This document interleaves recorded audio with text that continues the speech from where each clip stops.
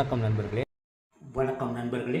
இன்று அமெரிக்காவின் முதல் நாள் அரசாங்கம் தற்காலிகமாக நிறுத்தமாக உள்ள நாள். உயர் அதிபர் ஜேடி வான்ஸ், உதவி அதிபர் மற்றும் கேரலின் லிவிட்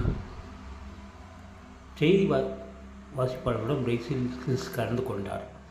அரசு நிறுத்தத்தை பற்றி பேசினார். ஜேடி வான்ஸ் கூறியதாவது: இதற்கு அரசாங்கம் காரணமாக இல்லை.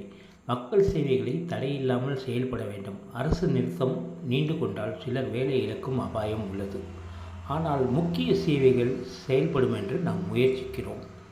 அது செயல்படுமாறும் அதற்கு தேவையான ஏற்பாடுகளையும் செய்து கொண்டிருக்கிறோம் என்று கூறினார். கேரலின் லிவிட் கூட இது டெமோக்ராட்டுகளின் தவறு.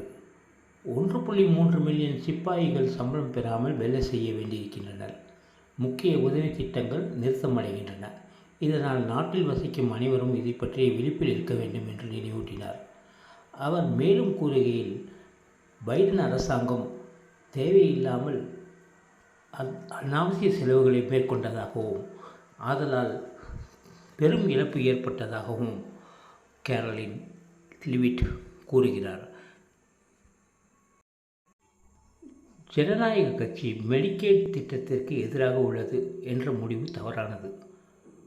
தற்போதைய அமெரிக்க அரசியல் விவகாரங்களில் ஜனநாயக கட்சி அரசு மருத்துவ திட்டமான மெடிக்கேட் பாதுகாக்கவும் விரிவாக்கவும் விரும்புகின்றார்கள். பிரத்யேகமாக குடியரசுக் கட்சி சார்பில் மெடிக்கேட் செலவை குறைக்கும் முயற்சிகள் அவர்கள் கடுமையாக எடுத்து வருகின்றனர்.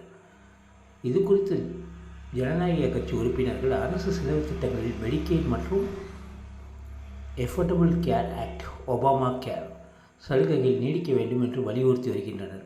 குடியரசுக் கட்சி மெடிக்கேட் நிதி மற்றும் விதிகளை குறைக்கும் வகையில் மீண்டும் முயற்சிகள் மேற்கொண்டு வருகிறது. இது வேலை கிடைக்கும் விதிகளை கையாளுவதற்கு சில புகார் செலவுகளை குறைப்பதற்கும் உதவும்.